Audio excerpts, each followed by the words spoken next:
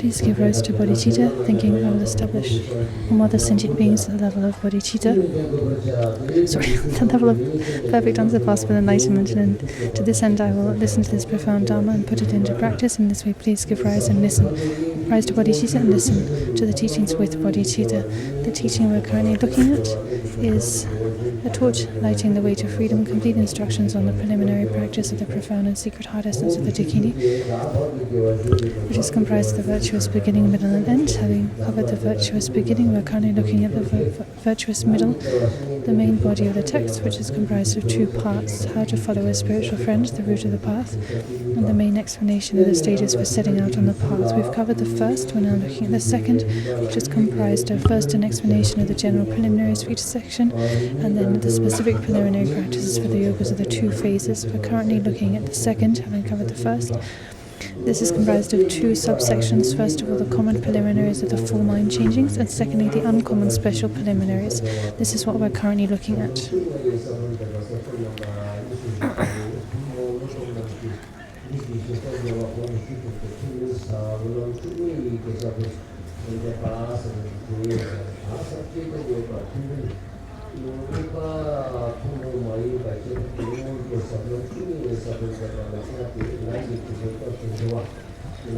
So, we're currently looking at subsection 2, the uncommon special preliminaries that sow the seeds of the profound path in 5 stages. So these 5 stages are first of all taking refuge, the entrance to the path, then giving rise to bodhicitta, and so on. We're currently looking at refuge, which is the entrance to the path. This itself is explained by means of various sections, so general points to be understood, clarification of the points, and clarification of the points of the training in this case.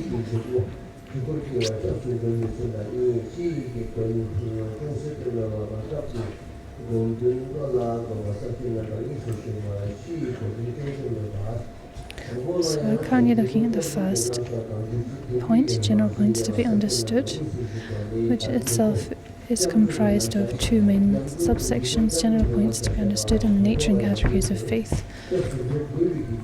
So we're looking at the first, which discusses first of all the reasons one needs to take refuge, secondly identifying the objects of refuge, the duration of which one takes refuge, and so on. We have 7 subheadings here. We've covered the first 5, we're now looking at the 6th, the precepts of taking refuge. So here we have the actual precepts and the cause of the refuge ceasing. So we are looking at the first, the actual precepts, and here we have special precepts and general precepts.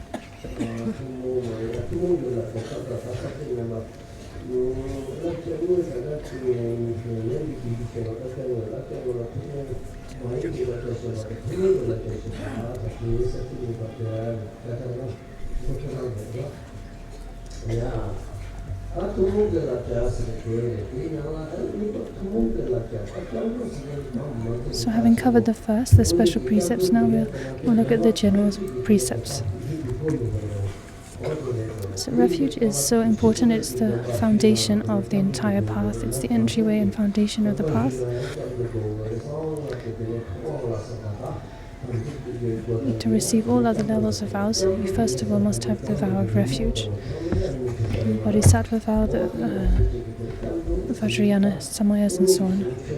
So it's the basis for all practices. It's like a canvas or a wall. Without a canvas or a wall, you cannot paint a painting, you can't paint a mural. So it's the basis that makes everything else possible.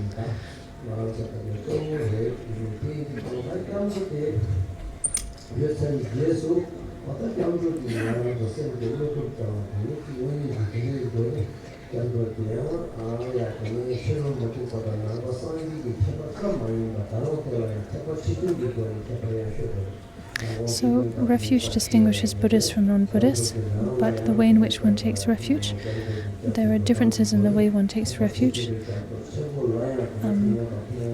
When we look at those followers of the Hinayana path, followers of the Mahayana path, there are differences in the way that they take refuge. As we discussed yesterday, these points are discussed in more detail by Jigme Nugpa in his Treasury of Precious Qualities.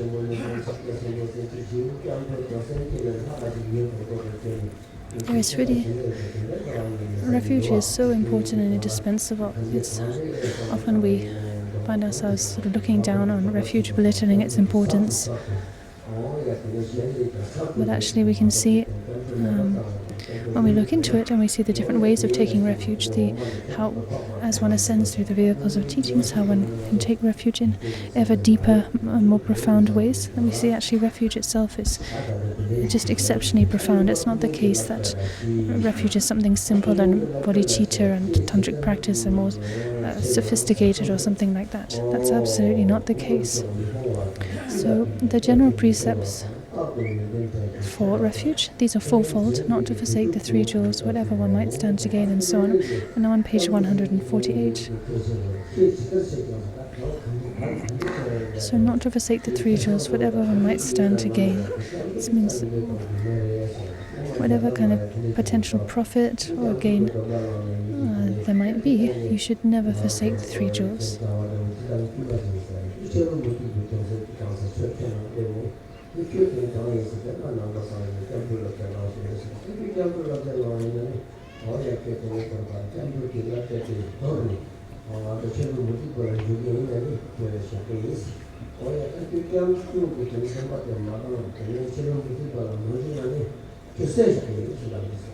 So in the past there was a monk, a simple Buddhist monk, who travelled to an area. He ended up in a Hindu area, and he said, if you convert to Hinduism, to our school, then we will preserve your life, but if you don't, we will kill you. And this monk, he was not willing to forsake the three jewels, so they killed him. As soon as he was killed,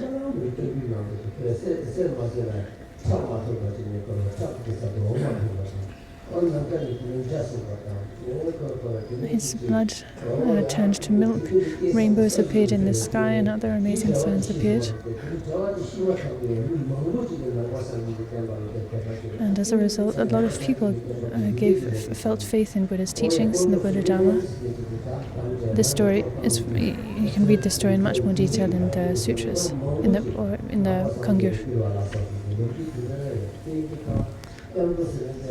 This is one instance of not forsaking the three jewels, whatever one might stand to gain.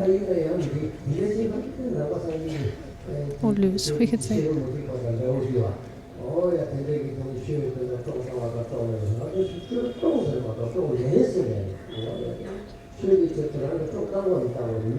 So you might think, well, is this similar then to some non-Buddhist traditions who give up their lives for their religion?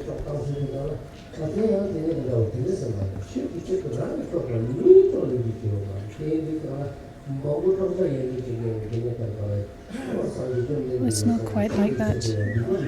Buddha taught non-violence at all costs, not taking the lives of others, humans, animals, even bugs and bees. But that said, having taken refuge, one should not forsake the three jewels at any cost. And to that end, one should be willing to actually give up one's life for the sake of the three jewels. Not to take the lives of others or to harm anyone or anything, but nevertheless willing to give up one's life rather than forsake the three jewels. And there are many stories about people who've done this, stories we find in the collected words of the Buddha.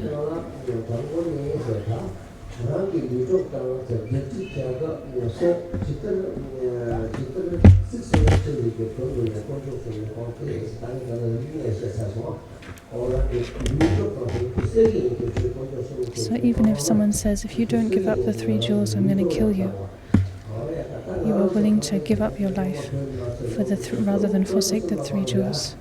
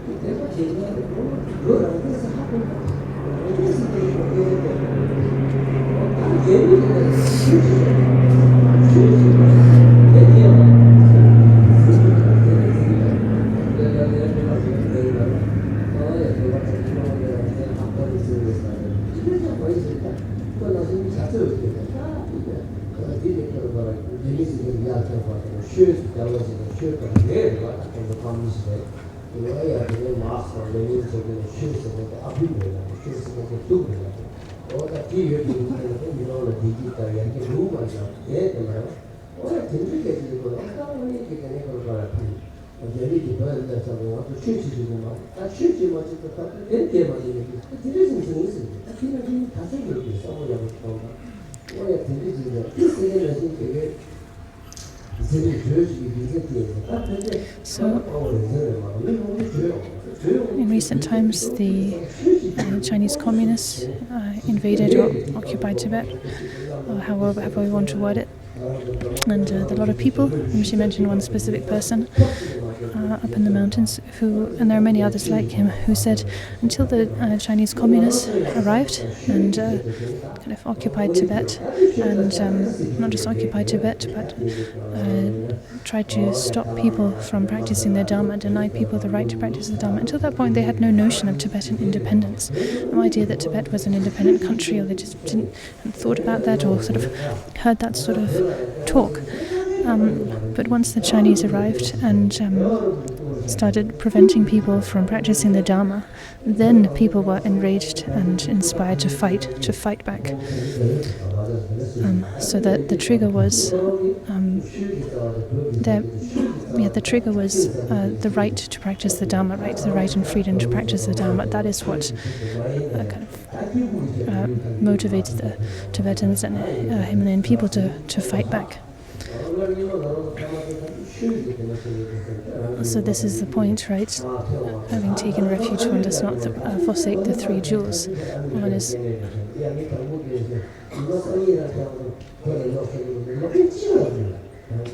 does not forsake the three jewels, even at the cost of one's life.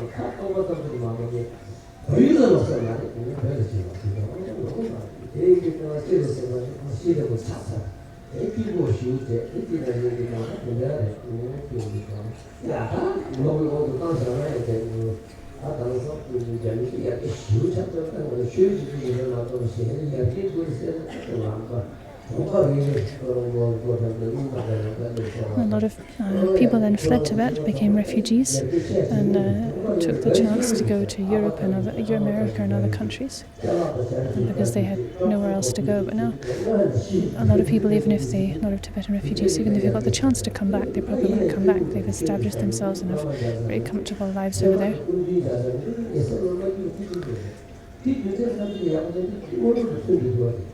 So the point of this, and Rinpoche is speaking about this in much more detail than I'm able to translate, but so even now the Chinese have actually improved life in Tibet in a mundane sense. Like there's a proper infrastructure and facilities and so on. Life is much more comfortable than it used to be. But still, people are not satisfied, right? There's restrictions on how much they can practice. They're not able to see His Holiness the Dalai Lama, and so on. And so there's still this discontent. The reason I mention this is it's in accord with the preliminary practice, right? In accord with this refuge precept, not to forsake the three jewels, whatever one might stand to gain.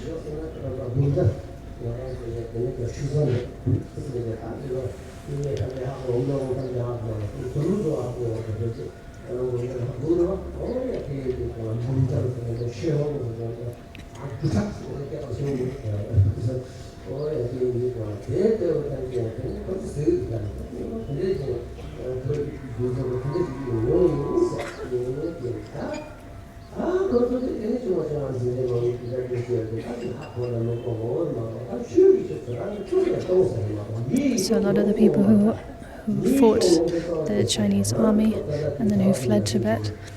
They say they did that because they were fighting for the freedom to practice the Dharma. That's what they were rebelling against. The fact that the communists was taking away from them the freedom to practice the Dharma. That's what they were fighting against. They were willing to give up their life to that end.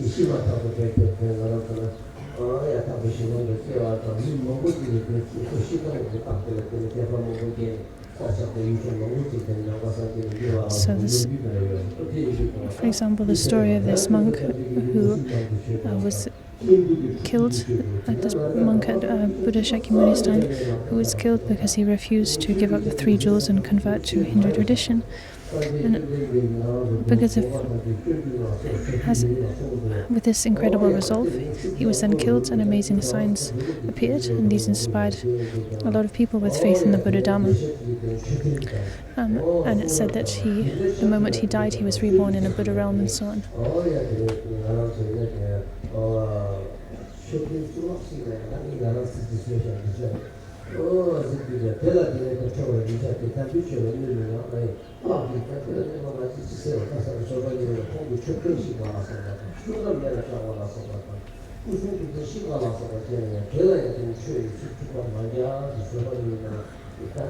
In the chapter on patience in the way of a Bodhisattva, Shantideva says, even if people attack the Buddha's teachings, they destroy temples or stupas and so on, one should not respond with anger or violence. One should not retaliate with violence.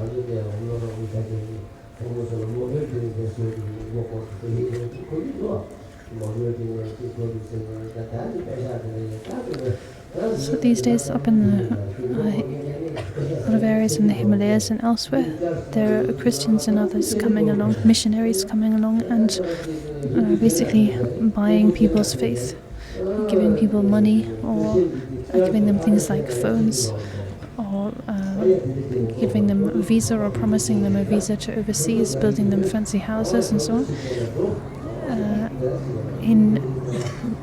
in exchange for their faith, for their conversion to Christianity or what have you. Of course, we are all free to follow whatever religion we wish, if you do so like in an informed and intelligent way, like a lot of Westerners, people who are born as non-Buddhists, then choose to become Buddhists. There's absolutely nothing wrong with that. You're doing it in an informed way, but to just like sell your faith or have your faith bought in this way, this is very stupid and it's not intelligent, and it's not a good thing to do. It's not a good thing to do, not a good thing that's happening.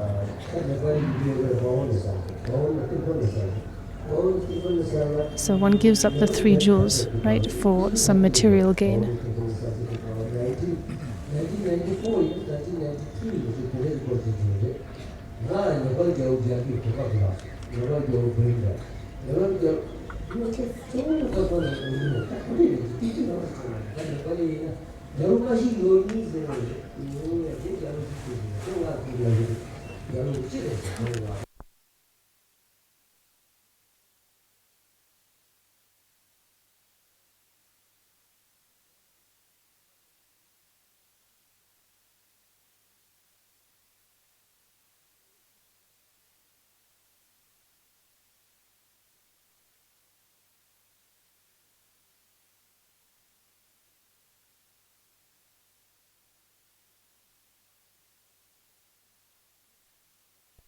Around 1994, I got the chance to meet the king, the Nepalese king, and he said to me, "What do you think's going on? So many Westerners and so on are converting to Buddhism, but in our own country we find a lot of people who were previously Buddhist and so on converting to Christianity. Why do you think this is?" I didn't really sort of sit down and think about it, but I just said what came to mind. I said, well, most Westerners who are converting to Buddhism, they're doing it because they're doing it in an informed way.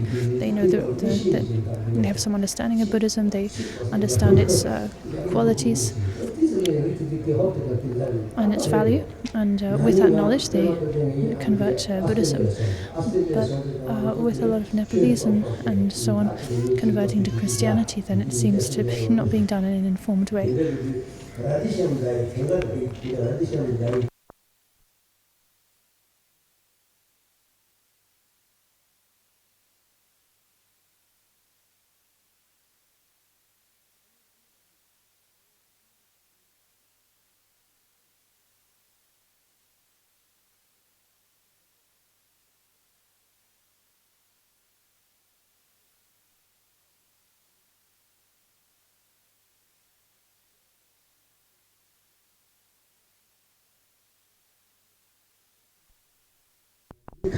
So I think Ramesh said a lot of people in Nepal who are converting to Christianity are doing it not because they know the qualities of that religion, but they're seeking material gain and so on.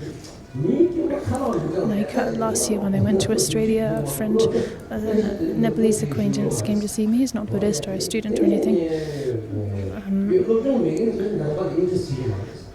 Came to see me, and he said, "Guruji, the people who are going to come to your teachings here, they're all going to be really educated people." He said they'll be older and they'll be really educated.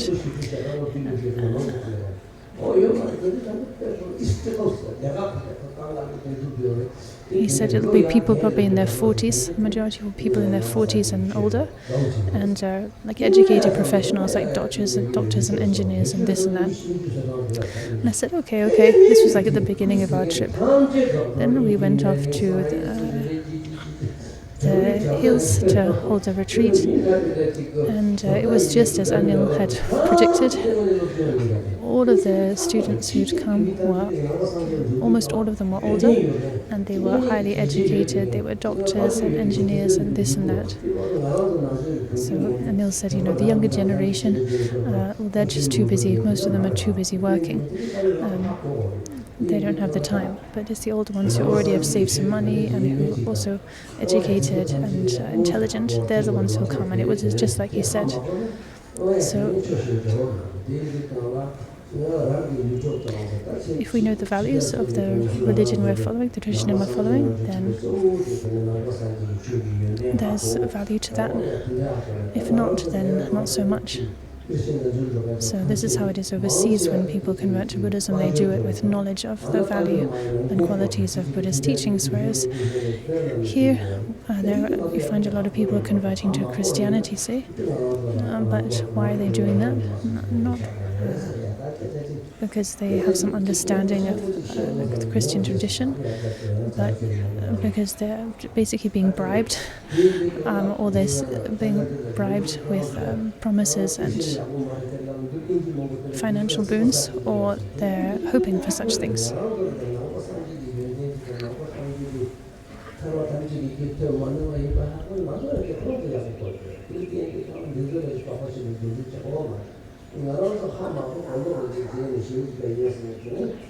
So this is actually a good thing. Like, this is actually praise to the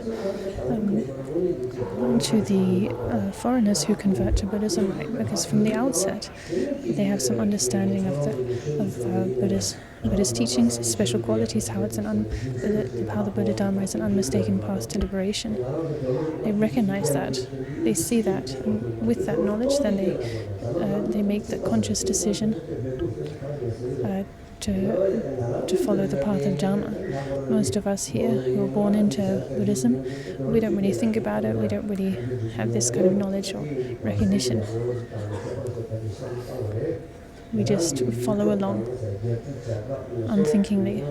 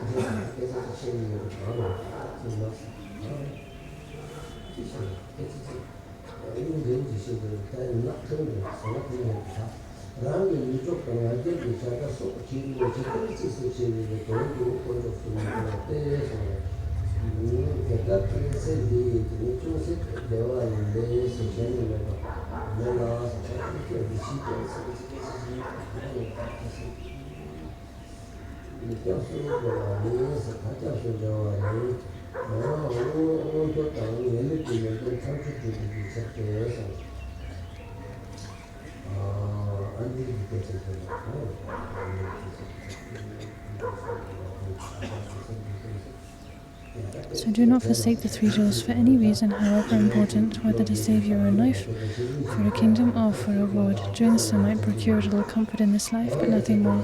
Whereas by taking refuge in the three jewels, you'll accomplish all the virtues of higher rebirth and ultimate excellence. As we read in the Vinaya scriptures, never forsake the three jewels to save your life, for a kingdom, or even just a joke.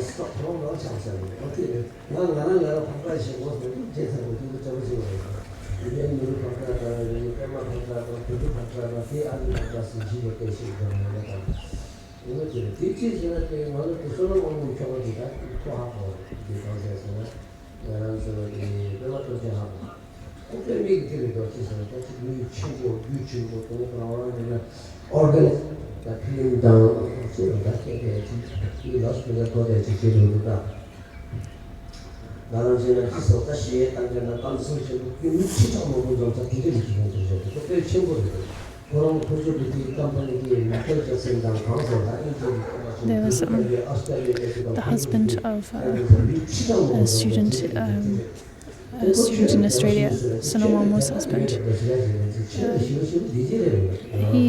I met him last year when I was in Australia. Primatochin knows him. He works in show business as a promoter. He organizes big concerts for famous people like Michael Jackson and people like that. Really big events. And the husband, he didn't really have faith in the Dharma or anything, or he says he's not interested. His wife, on the other hand, is very devoted to the Dharma. Anyway, so I went to her house and ended up talking with him a lot. Anyway, so the point of my sharing this anecdote is to highlight the qualities of the Dharma, right? The value of the Buddha Dharma. So even though he's usually not interested in the Dharma, he came to the Dharma talk in the evening, and his wife Sonomompo said, "This is really interesting, this is really unusual. Usually he never comes to Dharma teachings. So this is a good sign. It shows that he's somehow interested."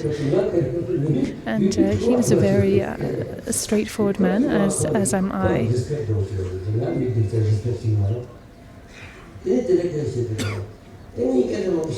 And we talked a lot about the state of kind of current state of affairs and life experience, high ups and downs, and so on.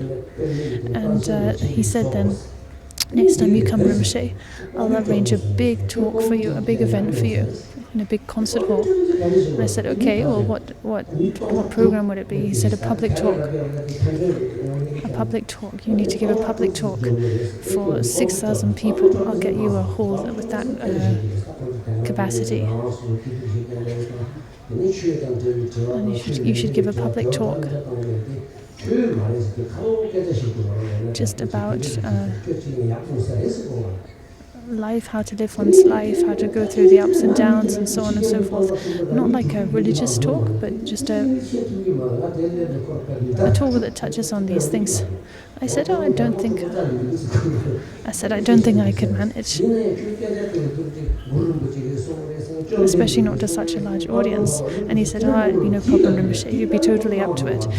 But when you're giving a talk to this public audience, then you mustn't mention Buddha, you mustn't mention Guru Rinpoche, you mustn't mention these, use like religious terminology, quote from the scriptures and so on.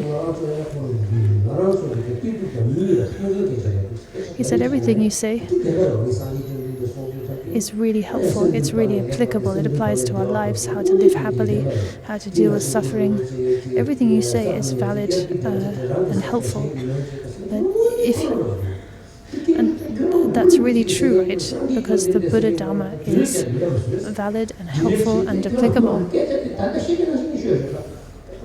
So this was what he said. He said, basically, teach what you usually teach. Just take out all the religious language, and then it'll help a lot of people, and they'll really enjoy it.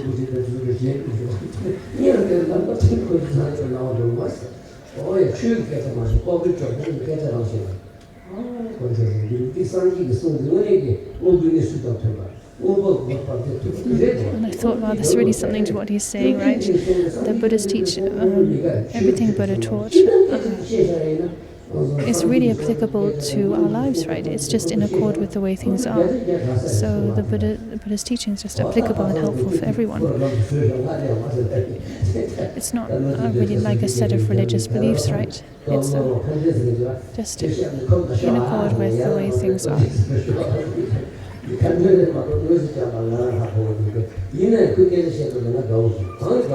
Anyway, it's whether there ends up being a public talk with that many people in the audience or not is not the point. The point is that Buddha's teachings are so applicable to everyone, right? Regardless of where they're from, their age, their background.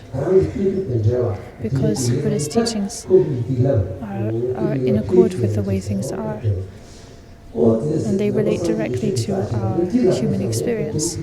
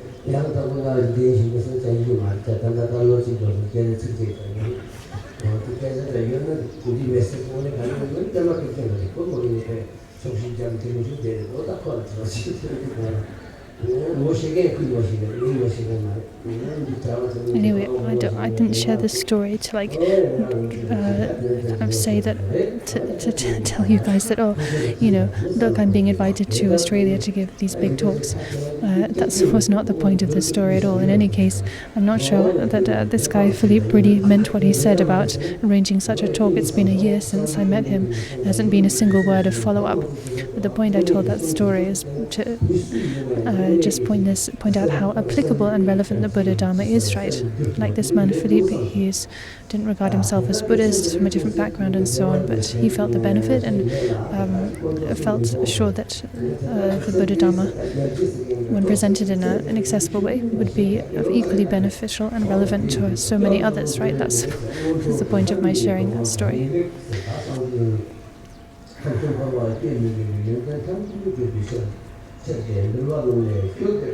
Never forsake the three jewels to save your life for a kingdom or even just a joke.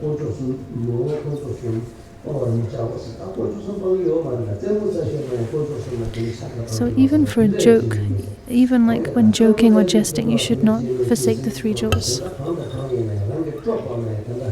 even at the cost of one's life.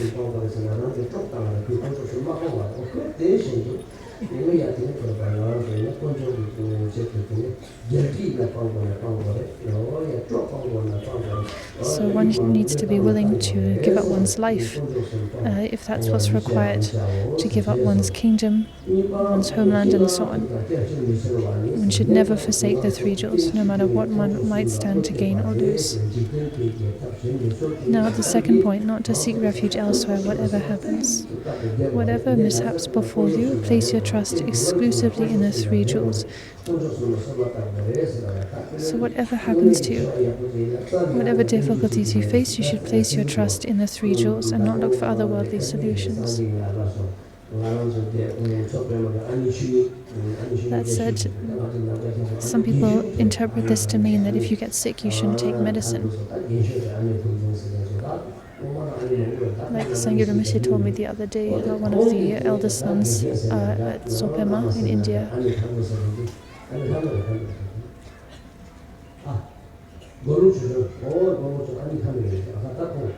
Ngondro, she never gets medical treatment.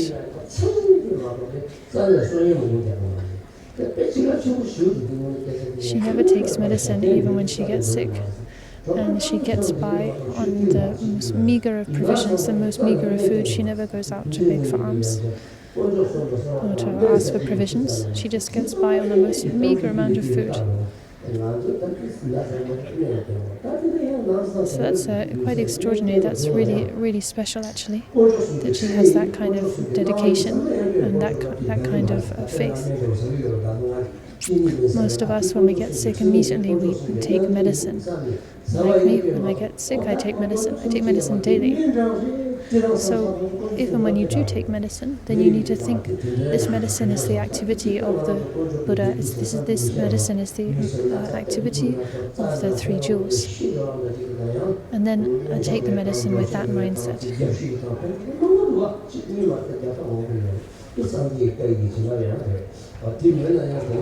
Likewise, if you have pujas and prayers done to help you or others recover from illness, and often these prayers and pujas really do help people recover, right? But then, of course, you should remember that these are the compassionate activity of the Buddhas. This is part of the activity of the Buddhas. And if you take medicine or rely on other solutions to help you recover from illness and so on, then you're not damaging your refuge vows.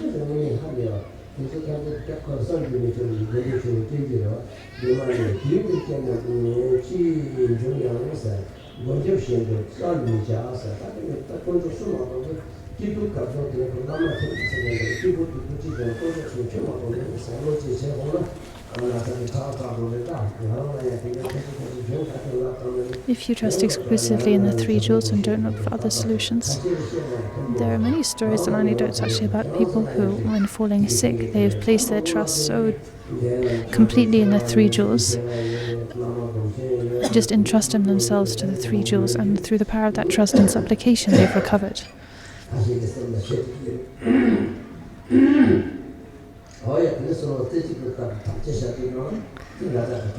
So rather than taking medicine and so on, they just pray really fervently to the three jewels, just pray and supplicate, placing their trust in the three jewels, thinking whatever happens to me, good or bad, it's all in your hands. And through the power of that prayer, they recover. There are many stories, many anecdotes of this happening. You might wonder in that case, however, whether it's wrong to resort to such things as ceremonies, mantra recitations, scripture recitations, prayers and medical treatment when one is ill. But there's no fault in doing so, for these are the branches of the jewel of the Dharma. They are not to be disdained, but rather assiduously applied. And on this note, you should be aware that if and when you fall sick, there are 4 different types of sickness: physical sickness,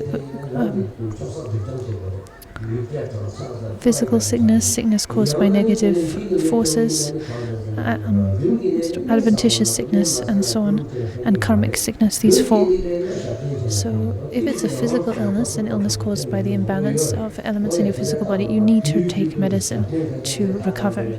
Just having prayers done is not actually going to help. But if it's an illness that's triggered by negative forces and spirits, then prayers is going to help.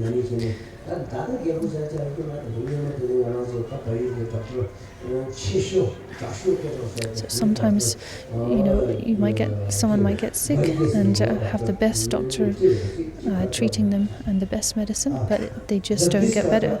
It just doesn't help. Well, that's a case of. That's a case then when things aside from medicine are needed, like certain prayers and rituals and so on.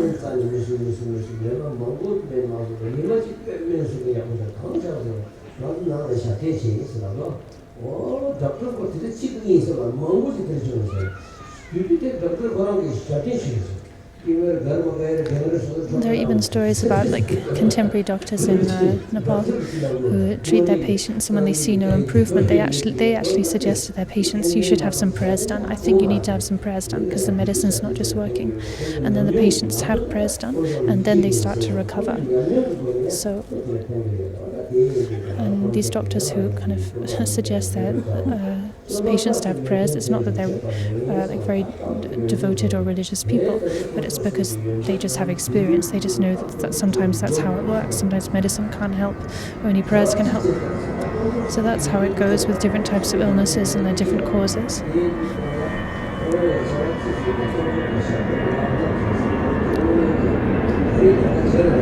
So whatever it is,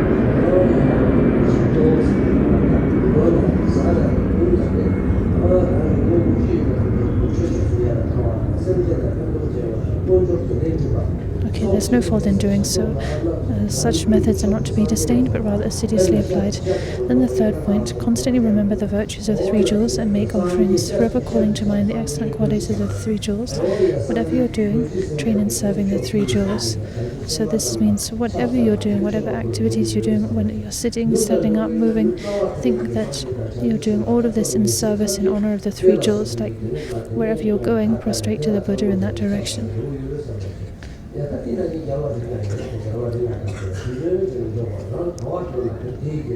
So I think I'm with palms joined and a heart full of faith, think as I move in this direction, as I walk in this direction, I'm paying homage to the Buddha of this direction. We have the Buddhas of the five families who reside in the five directions, right? The center and four cardinal directions. So you should think, wherever you're going somewhere, you should think, I'm paying homage to the Buddha of that direction. Likewise, whenever eating, you should offer your food and drink, first of all, up to the Buddhas. And to this end, we recite liturgies like to the unsurpassable teacher, the Buddha, the precious Buddha, I make this offering, and so on. These are really wonderful practices if we do them mindfully, right?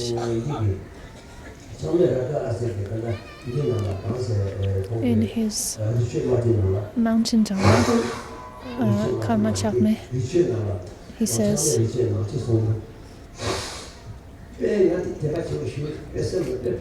he gives this really precious instruction. It really helps me. He said, if for instance you're on the road and you walk or drive past a beautiful river, a beautiful lake, or a field full of flowers,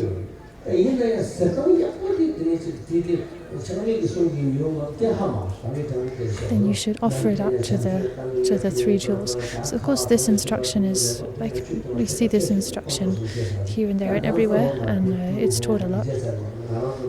Like even traditionally up in the villages, like up in Humla for instance, there's a practice of when people would go to the river to collect water every day, they would offer the first few they would first of all offer a cup or a handful of water up to the three jewels, right?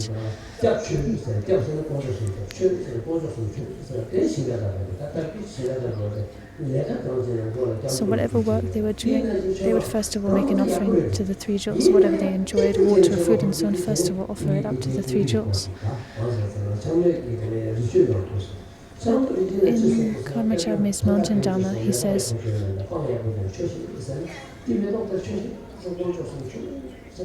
If you see a beautiful river or field of flowers and so on, something beautiful and lovely, then you should think, I offer this up to the three jewels, and imagine you're offering it up to them. And then he says, once you've offered it up to them, then you shouldn't then think, oh, now I'll sit down in the field of flowers and enjoy myself and have a good time.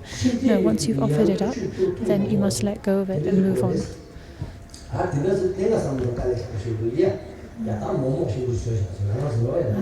So I thought that was a really kind of precious instruction.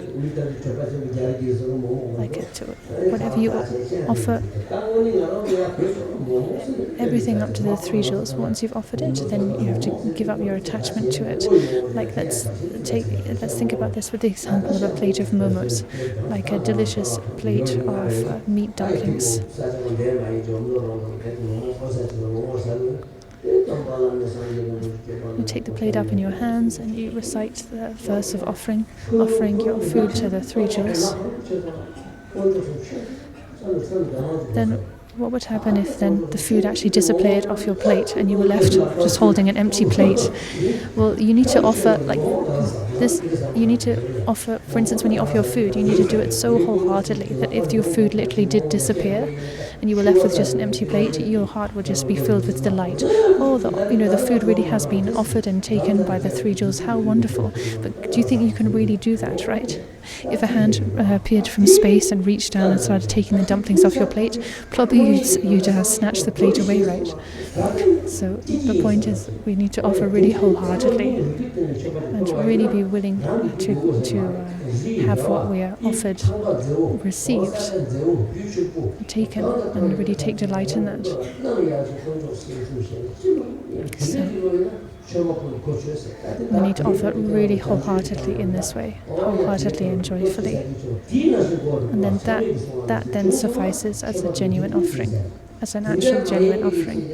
Otherwise, just like recite a verse of offering and not be willing to actually literally give what you're offering, then that's not so beneficial, is it?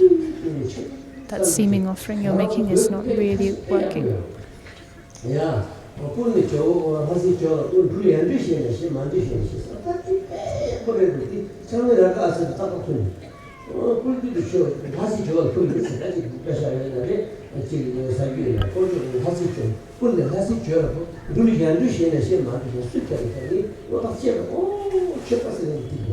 There's a saying, I offer up to the Lhasa jewel, the Buddha statue in Lhasa.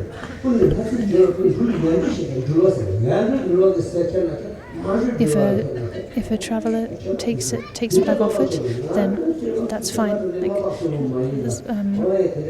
this is very much in line with Karma Chagme's instruction, right? When we make an offering, we need to make the offering wholeheartedly and completely let go of what we've offered. So you offer up and then you just let go of it. You're no longer involved with what you've offered.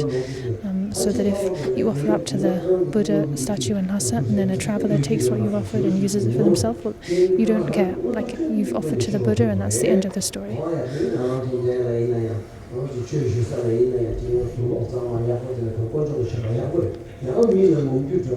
So everything that we, for instance, even getting dressed in nice clean clothes out of respect to the Dharma and wearing these nice clean clothes to the teaching, this can be a wonderful offering to the Dharma, to the three jewels. But if you dress up nicely because you want to show off to others, well, that's not a real offering, right?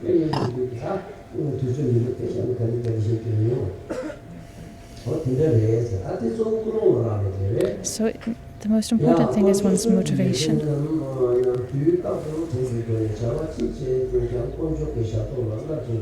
In this way, calling to mind the excellent qualities of three jewels, whatever you're doing, training and serving the three jewels, remembering the three jewels, kindness, training, constantly making offerings to them, even offering them the first part of anything you eat or drink. With constant remembrance, offer food of the best quality. Now, remembering the benefits, to take refuge 6 times a day. This is the next precept. Keeping in mind the benefits of taking refuge, you should be sure to go for refuge 6 times, 3 times in a day and 3 times by night, or 3 times, or at the very least, once a day. So we need to practice refuge, recite refuge again and again throughout the day. So we should never forget refuge. We need to recall refuge again and again. And constantly recite the refuge prayer and encourage this 6 times a day.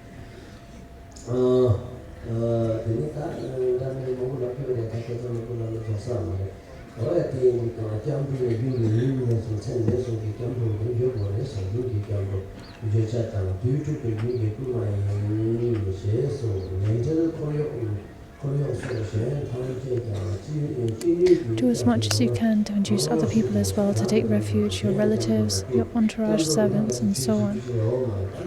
So take refuge yourself and encourage others to take refuge. There is really nothing greater, no greater practice than taking refuge. Now the causes of refuge ceasing. When one accomplishes the essence, attaining enlightenment as a Buddha, the time limit declared in the refuge ritual has expired, so enlightenment is a nominal cause for abandoning refuge.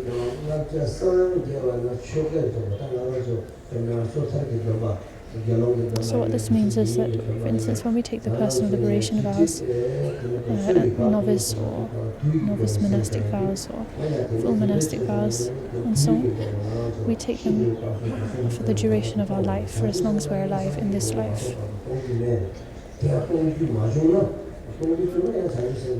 So those vows are lost when we die. The refuge vows, though, are taken from now until we attain enlightenment. So our vow does not cease until we attain enlightenment ourselves.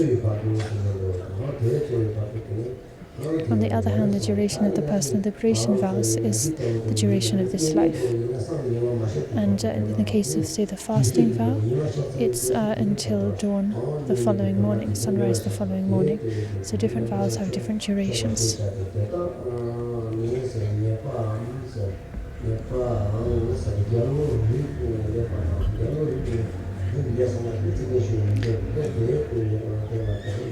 Breaking a few of the precepts, for instance by paying homage to other gods, is known as debasing the vow, and the negative consequences are numerous.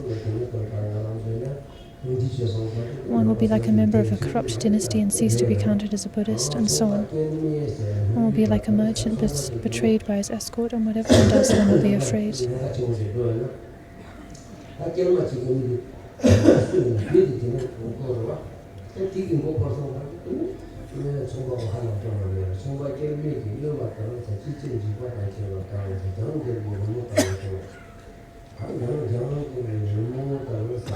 Like a fresco on a wall falling to ruin, all one's vows and precepts will be easily destroyed.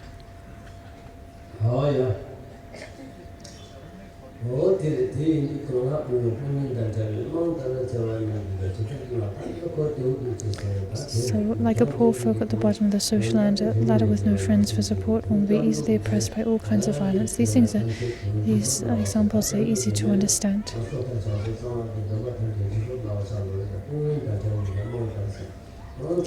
Reflecting on the faults and breaking the precepts, regret and part from your breaches, resolving not to repeat them in future, and take the precepts again.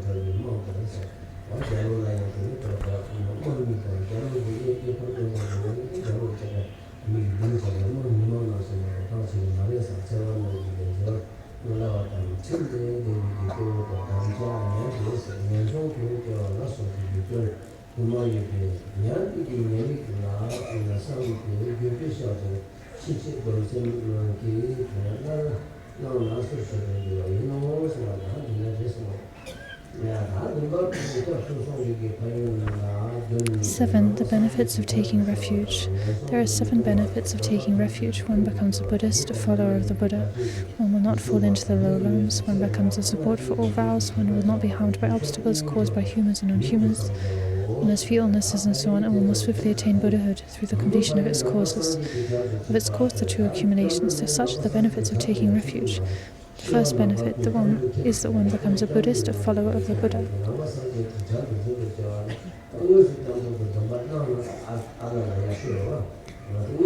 So to become a follower of the Buddha, one has to take refuge. And ideally, one takes refuge in a formal ceremony with a refuge ritual. But failing that, if one takes refuge from the depths of one's heart and places one's trust in the three jewels, then essentially one has taken refuge, even if one has not undergone the ritual for the refuge vows.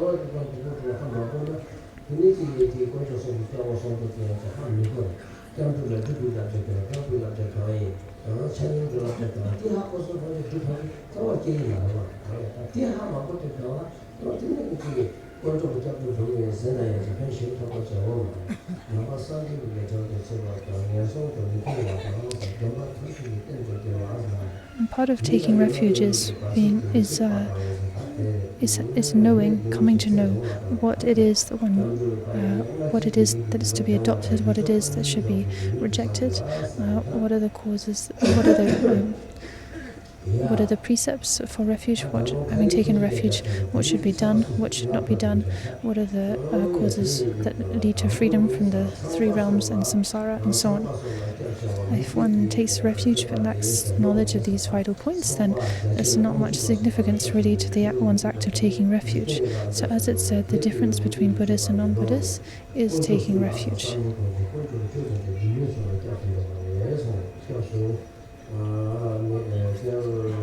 Take refuge in the three jewels of Buddha, Dharma and Sangha.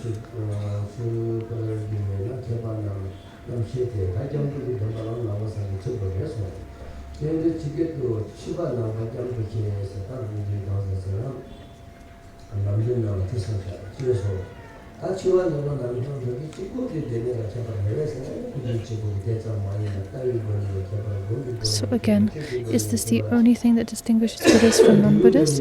No, it's not. As Long Chenpa explained, there are four. There are the difference. Buddhists and non-Buddhists can be distinguished in terms of their view, meditation, conduct, fruition, and also the support. So in a total of 5 differences. We touched on these points the other day. Secondly, the benefit of taking refuge in the three jewels is that one will not fall into the lower realms. Taking refuge bars the entrance to the lower realms and places one throughout one's series of lives in the blissful states of the higher realms and liberation. It said that the son of a god who was going to be reborn as a pig was prevented from doing so when he took refuge.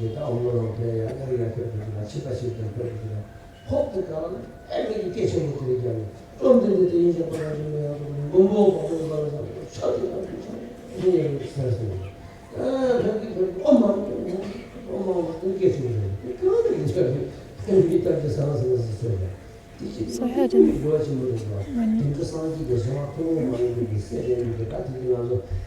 sometimes when Kimadaza Rinpoche was traveling through Tibet, then sometimes he would just all of a sudden, in a really loud voice, call out, "Homage to the Buddhas, the Tathagatas, and so on. Take refuge in the Buddhas, the Tathagatas," or he would suddenly, in a really loud voice, chant the Mani mantra and so on. And everyone was quite alarmed by this sudden shouting out. Why was he doing those things? Well, to benefit beings, right? Maybe animals that were taken off to be slaughtered, or people who were close to death and so on. Just hearing those precious words, the name of the Buddha, the blessed mantras of the different Buddhas, has the power to free beings from suffering, to sow the seed in their minds for liberation from the three realms and from samsara and so on.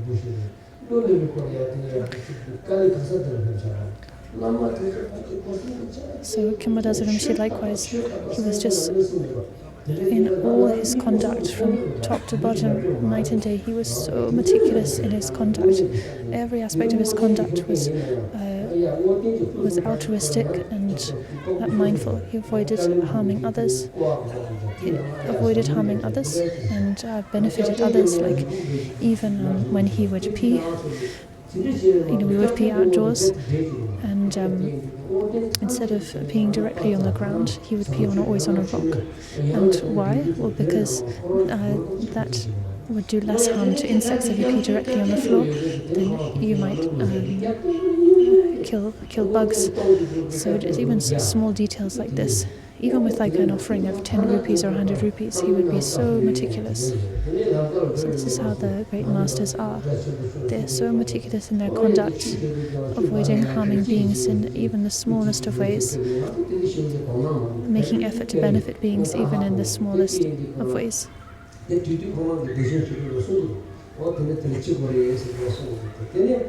then sometimes he would teach on the practice of cultivating the pure realm of Amitabha, and in that context, then he would actually teach explicitly that this is how one needs to act. One needs to, when going to the toilet, even avoid harming bugs and so on and so forth. One should avoid treading on bugs when walking and so on and so forth. So we don't even give such things. A thought, a passing thought. Like the number of bugs that we kill when we go somewhere in a car. So in the past a few years back, I went on a wonderful trip to Tibet. We got to go on pilgrimage to many places sacred to Patrul Rinpoche and Mipo Rinpoche and so on.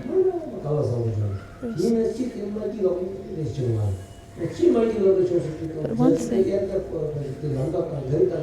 I got to see so many sacred places. It was so wonderful. But one thing that was really not pleasant was that we drove everywhere in a jeep, and it was summer, and there were so many. They were chasing bugs, bugs or small animals, that they would just leap in front of the car, and we ended up killing so many animals by driving. So many animals were killed by our jeep. So it was wonderful to see those sacred places, but we killed so many animals in the course of it. Unintentionally, right? Just by driving and running over bugs and so on. It was unavoidable, but very unpleasant and regretful.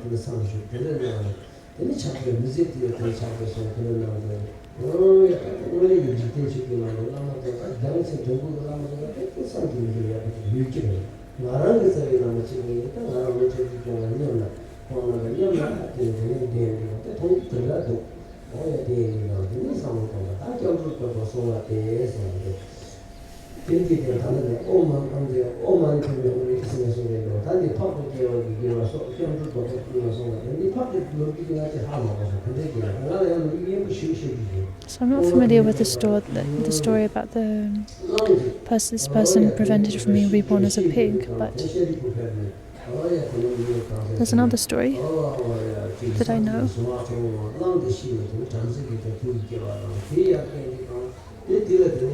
of a buffalo that was reborn as a Brahmin who seems was Buddhist, and was entrusted to Shariputra, given to Shariputra from a young age, so he was raised with Shariputra and became a great student of Shariputra and Buddha Shakyamuni. And all of that came from hearing a mantra, hearing some words of Dharma when in the previous life when they were a buffalo. It was through the blessings of hearing that they attained rebirth as a human and entered the path of Dharma. So such are the benefits of taking refuge.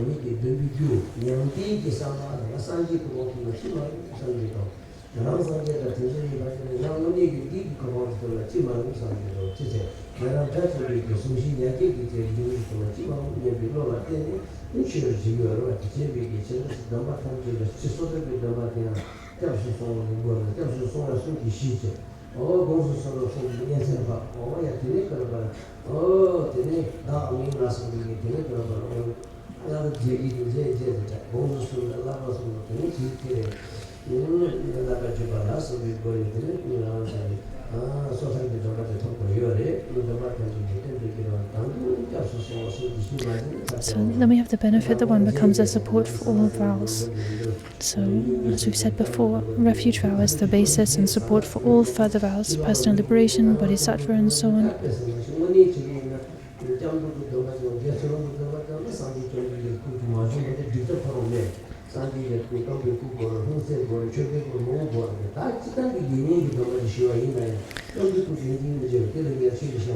So Rinpoche is talking about the specifics of the different aspects of the ritual for bestowing monastic vows and what is needed when bestowing those vows.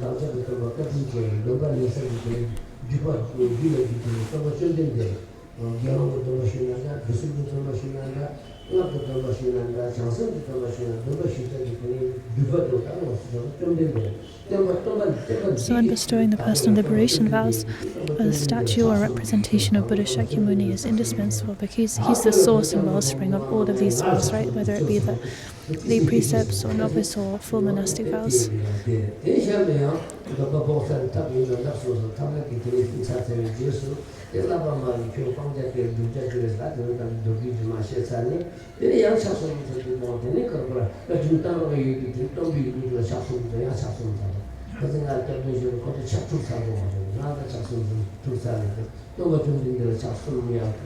at the beginning of the rituals for bestowing these various vows, first of all, the recipient, the one requesting the vows, needs to make 3 prostrations to the Buddha, since Buddha is the wellspring of those vows and our teacher. And at the end of the ritual, having received those vows, then again the student should make 3 vows in thanks and appreciation to a Buddha.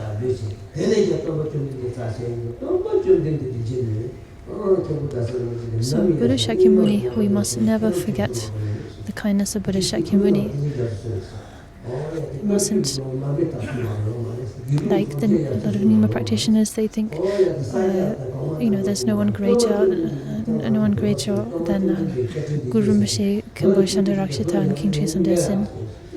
The Kagis think there's no one greater than Mapa Milarepa and so on.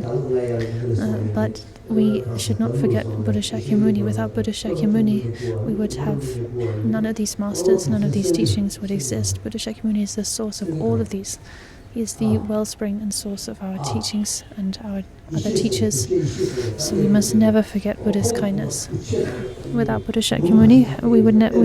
The Dharma would not have spread to Tibet. There would not have been any Dharma to spread to Tibet.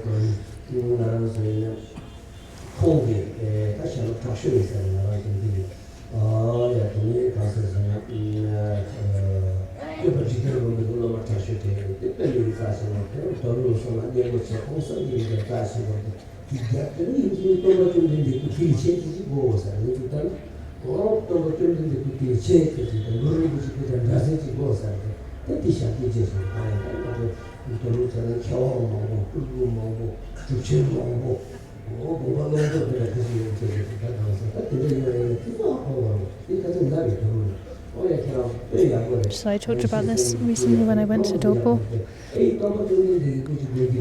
Some statues, beautiful statues of the 8 emanations of Guru Rinpoche and so on had been built, but no statue of Buddha Shakyamuni. So really there should be a statue of Buddha Shakyamuni just as large, if not larger, than those other statues. So it's not just at Dolpo, this is how it is here, there and everywhere. Most of the temples like in Umla, they just have a statue of Guru Rinpoche, not of Buddha Shakyamuni. Of course, there's no one more sacred and precious than Guru Rinpoche, but who is the teacher and guide of our eon of this age? Where do the teachings come from? They came from Buddha Shakyamuni. He is our teacher, right? Kunu Lama used to talk about this. Kunu Lama is one of the great masters of the past generation. He was from Kunu in India. He was one of the main teachers of His Holiness the Dalai Lama and a teacher of so many of the previous generation. And he would stress the importance of not forgetting Buddha Shakyamuni. He would talk about this again and again.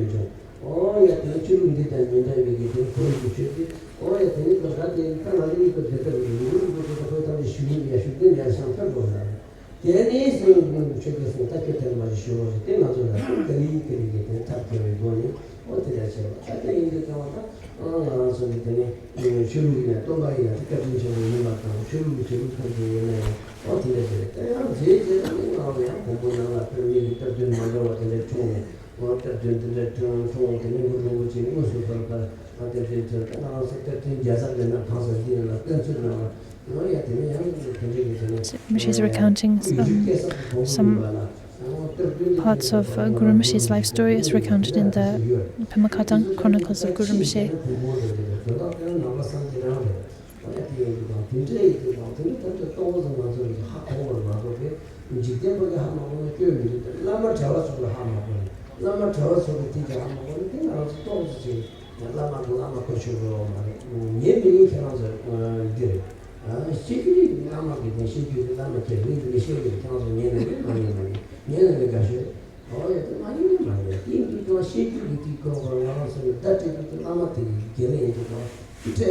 So it's especially the lamas here who need to be aware of these points, these important points. If all the lay students are not so aware of them, well, they're not really at fault. But the lamas must be vividly aware of these points. Otherwise, if the lamas themselves are not aware of these important points, then they don't really qualify as lamas, right? And they cannot fill their responsibility as teachers and as teachers.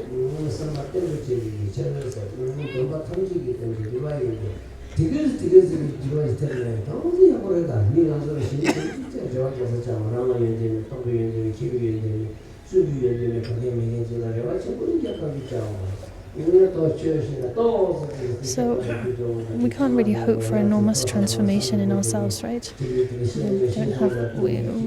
don't have like, a lot of knowledge, experience, realization, and so on. So as a teacher, I could say I don't have much knowledge, experience, and realization, so I cannot hope for so much transformation, like a complete turnaround in students, in people. But if some change comes about, and some understanding, or people pledging to engage in some practice, like making a personal commitment to do the 5 preliminaries and so on, then that's something to be rejoiced in, right? That's something to really rejoice in.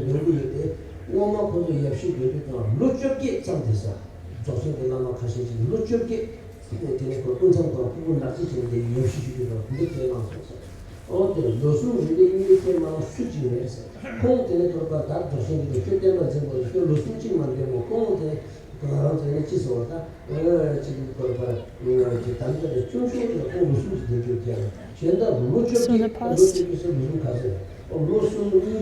so a lot of you will be practicing the Yapshi, and in the past, in Dzogchen, then the minimum commitment for someone receiving those teachings was a 3-year retreat. That was the minimum. There were many who stayed in retreat for, say, 18 years. They would make the commitment not just to do 3 years of retreat, but 18 or more years of retreat. So, and these days, look where we are now in comparison. People receive the Yapshi, this cycle of teachings, even more extensive cycles like the whole Rinchen Teza and so on.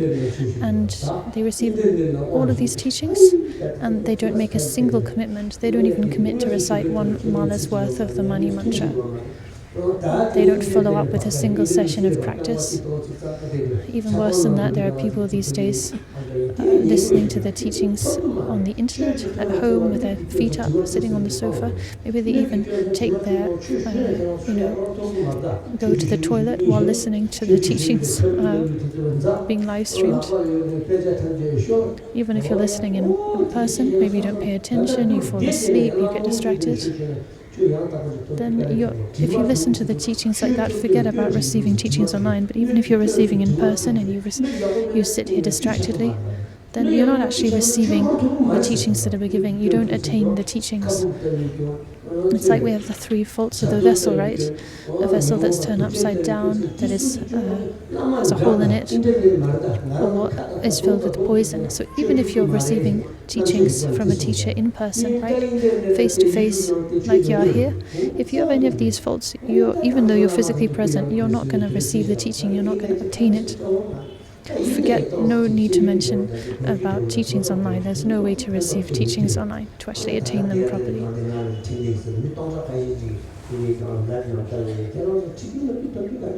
So there might be several thousand people listening online at the moment to the live stream of this teaching. Yeah, you can listen to the words, but you're not actually receiving the transmission. It's not possible to receive the transmission if you're not here in person and receiving it face to face. So yeah, it can help. It's not to say there's no benefit from listening to live teachings live streamed. It's an education still. You can gain some clarity, some further understanding, and so on, and that can help you for sure. But you cannot receive a teaching in the sense of attaining the transmission for that teaching.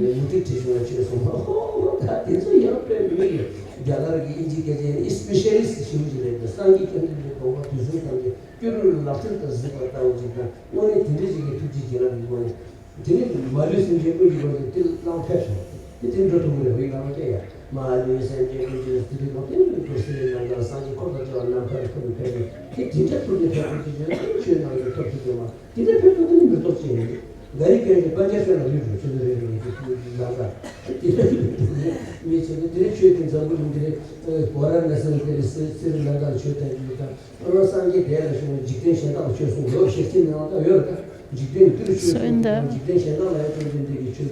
the time of Buddha and so on, Buddha himself and there were masters, realized beings who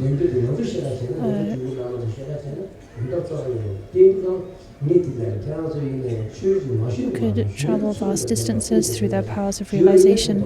For instance, they could be invited from another country, and then through the power of supplication of the students and their own power of realization, they could appear in that country. These sort of miraculous things are possible for highly realized beings, but not for people like us, right? So the teachings, I think Rishi is saying the teachings have to be received face to face to be transmitted and received.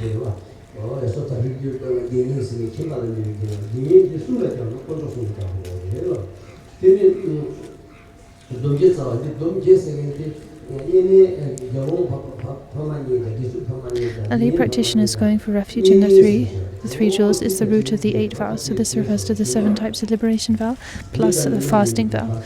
That makes a total of 8.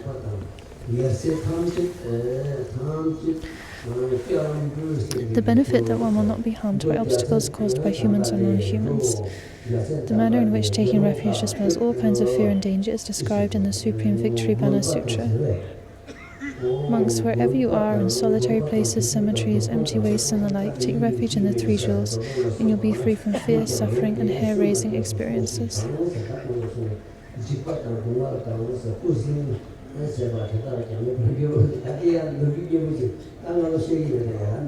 There's a nice story to tell here.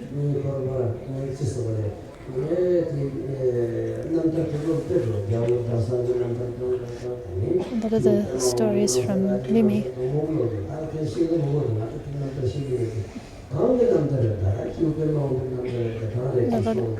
There are a lot of stories, historical stories from Limi, this area up in the Himalayas.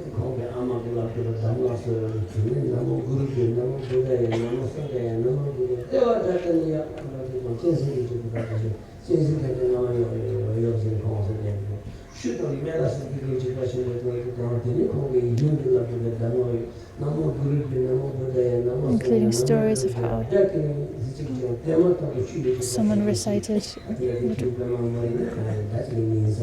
I can't remember which person, but there are stories, and a lot of the people, a lot of the students here from Numi, they'll be familiar with these stories. There are stories of how someone in the past, when faced with wild animals, recited homage to the Buddha, homage to the Dhamma, homage to the Sangha, homage to the Guru, the Idam, the Dakini. Just by reciting those words, the wild animals who were about to sink their teeth into them were pacified and just turned from like enemies into friends.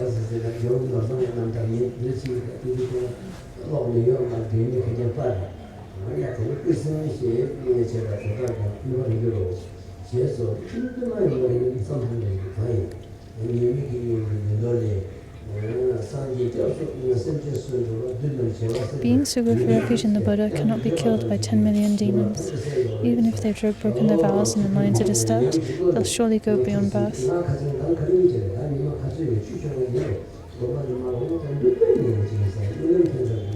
So a week or two back, I had a strange dream.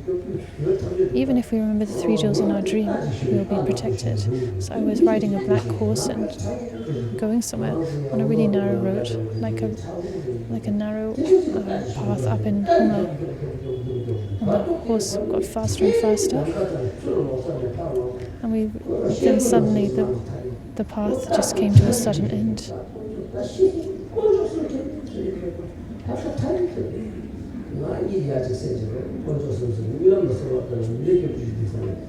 The path just fell away, and I thought, oh, this is it, now we're dead. But then my second thought was, 3 jewels, please look upon me. Think of me. And then me and the horse, we didn't fall into the abyss. We found another path and survived. So I thought, well, even in your dreams, if we remember the 3 jewels, we're protected from danger, protected from fear.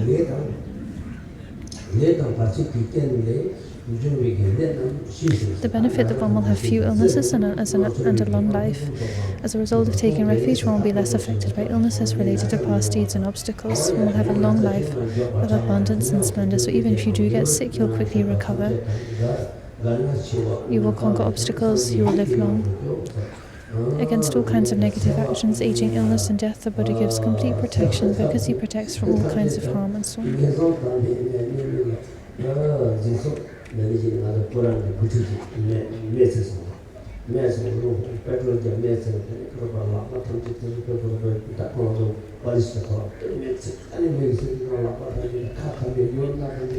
A year or two back, one of the leaders in Purang, the border in Tibet, he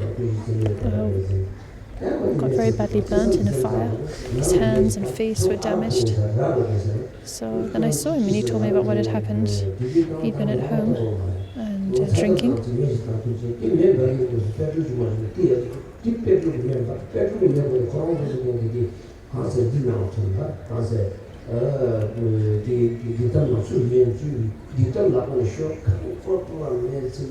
And somehow when lighting the fire or something, there'd been an accident and the whole house had set alight.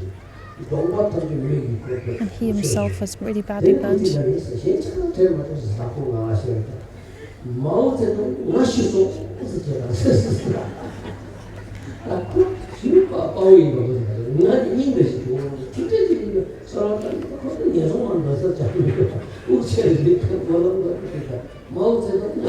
This man told me what happened, and he said, at the time I thought, when the flames were rising up around me, I thought, Mao Zedong, I'm dead, I've died. And I thought, I was kind of shocked. I thought, my goodness, if this person really had died, they probably would have gone to the lower realms, right? If that was their last thought, their last prayer, so to speak. But he was like telling me this story, he was proud of this, telling the story as if to say like, oh, this is how brave I am, this is how tough I am.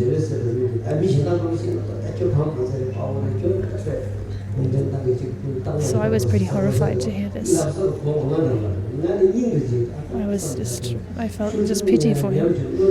Probably if he told this story to someone else, they would have said, wow, you're so hard, man, or something like that. But he told the wrong person. All I felt was pity. That's how I responded.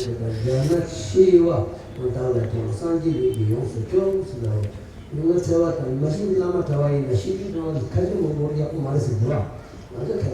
any case, for lamas and practitioners, it's said when you die, it's leaving lots of testaments and wills and so on. It's not a good thing, actually. One should just be completely free of attachment. Free of attachment and ties, of course, finding such a person is very rare. But ideally, that's how it should be. Now, the benefit that the obscurations of deeds performed in the past will be purified. So, by taking refuge, all of one's past negative deeds will be purified. Even every single one of the obscurations from deeds accumulated in the past will diminish and be exhausted. They'll be purified.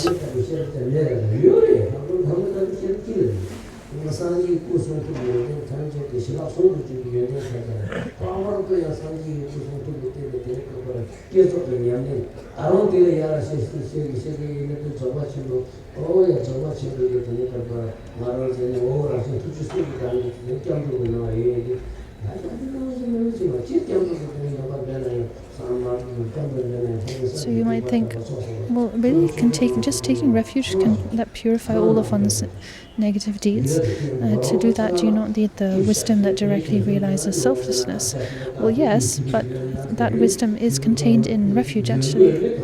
The wisdom that realizes selflessness, the unity of shamatha and vipassana, all of the qualities of enlightened body, speech and mind. After all, they are qualities of the unity of shamatha and vipassana. So in this way, likewise, the qualities of degeneration and completion stages, the qualities of the great state of the great perfection, these are all complete, essentially within refuge, within the practice of taking refuge.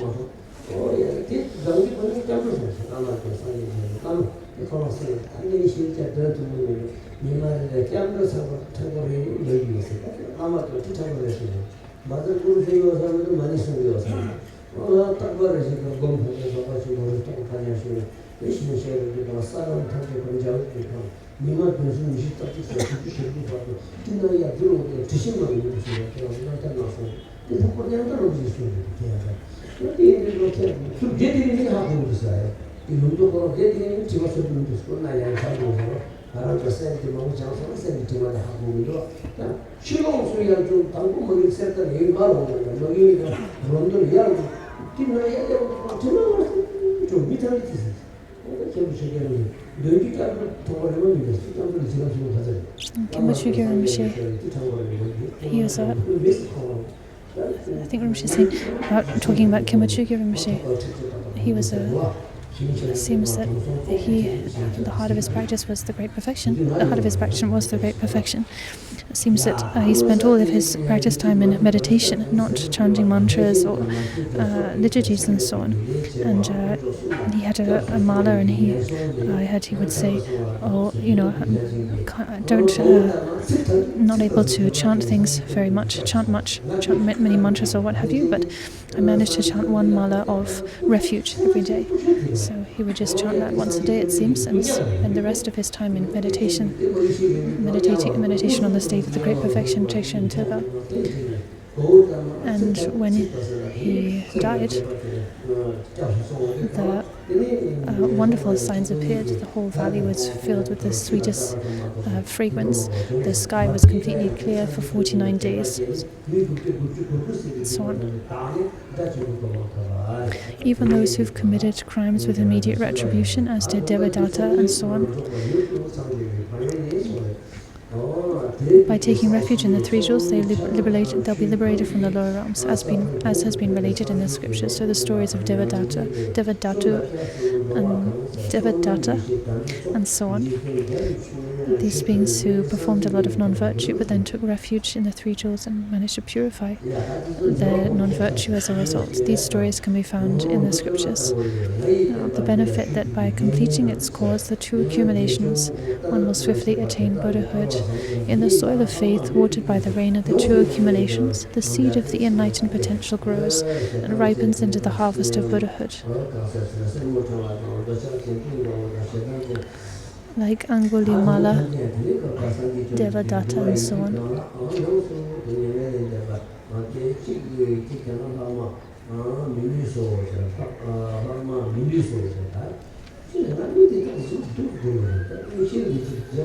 Even students like that who began by accumulating a lot of non-virtue, once they've entered my doctrine, the doctrine of the Buddha Dharma, even lay practitioners such as Angulimal and so on, or those who assume the appearance of monks, will in the same excellent kalpa attain full nirvana without residue. If the merit of taking refuge were to possess form, it would fill the whole of space and still there would be more. It's just speaking to the enormous benefits, the enormous blessings of taking refuge. If the merit of taking refuge were to take form, the three worlds would be too small to contain it. How could one ever measure that treasure of water, the great ocean in cupfuls? It's immeasurable. The merit and benefits of taking refuge are simply immeasurable. There is no end to the explanations the Buddha gave on this. Taking refuge will create the dependent connection through which you'll gradually come to accomplish ultimate Buddhahood. Turn the wheel of the Dharma and gather around you a vast Sangha of non-returners. So, such are the benefits of taking refuge. You will attain ultimate Buddhahood yourself. Having attained Buddhahood, you will be able to turn the wheel of Dharma and benefit beings, and thereby gather around you a vast Sangha of non-returners. Now we dedicate the merit and take a break.